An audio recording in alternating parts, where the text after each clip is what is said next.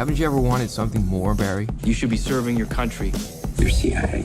Hi everyone, Vegas from Critic here. Jeffrey K. Howard here to review the new Tom Cruise film, American Made, about the real-life story of Barry Seal, a TWA pilot who decided to make a little extra money on the side by running guns and drugs for the Medellin cartel in Colombia, also working for the CIA, helping overthrow the government of Panama. Was it Panama? The Iran-Contra freedom fighters in the late 1980s or the early 1980s. And I remember the Iran-Contra affair. I remember the scandal with that. I remember the freedom fighters down there, the Reagan administration and all of that. So this is a real fascinating look for me to go back into my junior high and high school days in the 80s when all this was like, going on. So Tom Cruise plays this pilot who's recruited. And what is his name? Barry? I said his name already, Jeff. How could you forget his name already? Barry Seal. Jeez. And what I love about Tom Cruise in this is that he's not fighting the mummy. He's not fighting aliens. He's not, doing Mission Impossible. He's playing a real guy. And I really miss Tom Cruise showing his acting abilities of playing just an ordinary guy like this that's thrust into these situations. This movie's very Hitchcock-like, because marriage isn't going well at home, and he really hates his job. It just becomes this boring. I can't imagine being a pilot, just flying people day after day. When he's approached by the CIA and say, "Look, we need you to help your government. We're going to set you up with a whole phony kind of a cover story. We're going to move you to Arkansas in the middle of nowhere, and but if anything happens, we don't know you, and we're going to deny everything."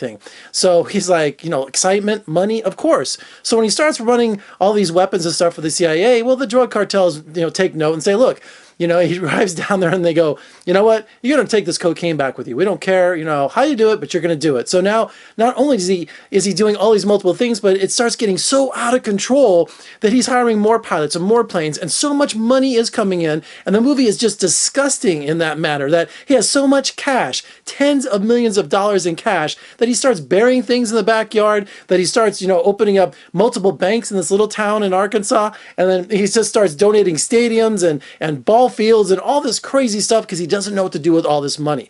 So he's really riding high on this, and it's done with a narration. So it's very Goodfellas, very Scorsese-esque, but it's done directed by Doug Liman, who's just one of my favorite directors.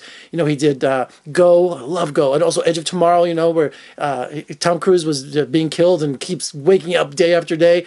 And he's a great director. He really is. And he really knows how to bring out the best in Tom Cruise. So, of course, I'm not going to give away what happens, but you can understand things start to fall apart because there's nothing. You can't sustain this lifestyle. You can't deal with the drugs and also the corruption. And it's really good to see how this guy goes from nothing to all this power.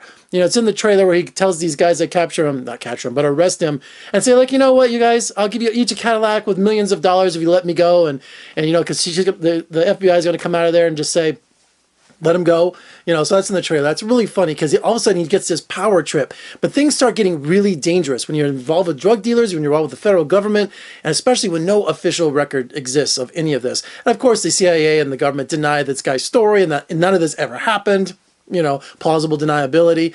So I really love Tom Cruise in this. I had a good time with it, and it's a lot of fun, but it's also kind of unnerving to see how far the government goes with an ordinary citizen and the things that go on underneath. It's really crazy, the power that's abused or the secrecy that surrounds it. And what do you do if you have all this money? It's just like people are watching you, so it's crazy. It's absolutely not. It reminds me of that movie Blow. Remember that with Johnny Depp? How crazy things were getting in the 80s with cocaine and all that was going out of control. So Tom Cruise, love you playing an ordinary guy. And not to mention, I love his sci-fi stuff. I love everything. I'm a big Tom Cruise fan.